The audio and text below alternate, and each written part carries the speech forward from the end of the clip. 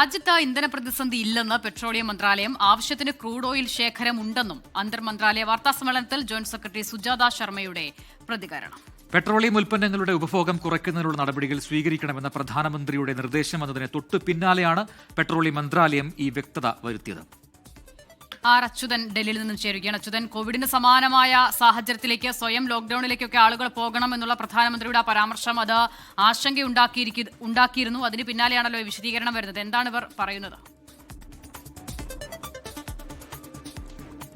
പ്രജിനസിത, ഇന്നലെയാണ് പ്രധാനമന്ത്രി ഇത്തരമൊരു ആഹ്വാനം നടത്തിയത്. അതായത് ജനങ്ങൾ ഇക്കാര്യത്തിൽ സഹകരിച്ചുകൊണ്ട് ഈ പെട്രോളിയം ഉൽപ്പന്നങ്ങളുടെ ഉപഭോഗം കുറയ്ക്കുന്നതുമായി ബന്ധപ്പെട്ടിട്ടുള്ള നടപടികളിലേക്ക് അല്ലെങ്കിൽ ശ്രമങ്ങളിലേക്ക് കടക്കണം. പ്രത്യേകിച്ച് പൊതുഗതാഗതമൊക്കെ പ്രയോജനപ്പെടുത്തുകയും വർക്ക് ഫ്രം ഹോം ഉൾപ്പെടെയുള്ള അത്തരം രീതികളിലേക്ക് കടക്കണമെന്നൊരു ആഹ്വാനം നടത്തിയത്. എന്തായാലും അതിന് പിന്നാലെ വലിയ രീതിയിൽ ഒരു ആശങ്ക ഉയർന്നത് രാജ്യം ഒരു ഇന്ധന പ്രതിസന്ധി നേരിടാനായി ഒരുങ്ങുന്നുവോ എന്ന തരത്തിലായിരുന്നു. അതിൽ വിമർശനങ്ങളും രാഷ്ട്രീയ പാർട്ടികൾ ഉന്നയിച്ചിരുന്നു. എന്തായാലും നിലവിൽ ഇപ്പോൾ ഇതുമായി ബന്ധപ്പെട്ട് പെട്രോളിയം മന്ത്രാലയം അറിയിച്ചിരിക്കുന്നത് രാജ്യത്ത് അങ്ങനെ ഒരു ഇന്ധന പ്രതിസന്ധി നിലവിലില്ല എന്നുള്ളൊരു കാര്യമാണ്.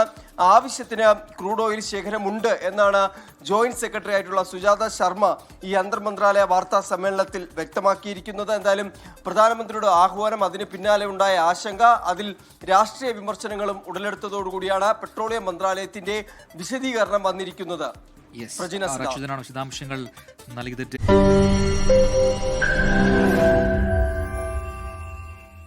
ലോകത്തെവിടെയായാലും ഏത് സമയത്തും 24 വാർത്തകളും ഓഗ്മെന്റഡ് റിയാലിറ്റി പാക്കേജുകളും എക്സ്പ്ലെയിനറുകളും വിശദമായി കാണാൻ ഞങ്ങളുടെ യൂട്യൂബ് ചാനൽ നിങ്ങൾക്ക് സബ്സ്ക്രൈബ് ചെയ്യാം.